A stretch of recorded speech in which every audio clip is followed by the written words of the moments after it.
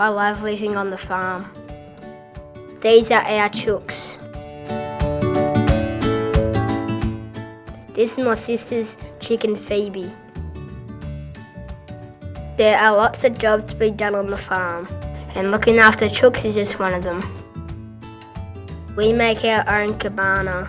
Dad has been doing this for years. He learnt from his dad in New Zealand, and now he is teaching me. We also make our own sausages. It's important to mix everything well. Dad and Roscoe make this look easy, but it's not. Trust me, I've tried. We leave it hanging for 24 hours to get all the air out.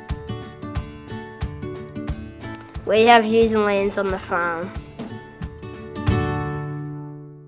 These are our cows and calves. I help Dad look after all the farm animals.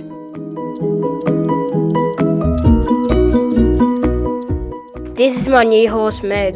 She came from a place near Breuven.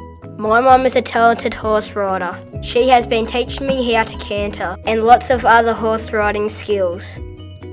This is my first time cantering on Meg.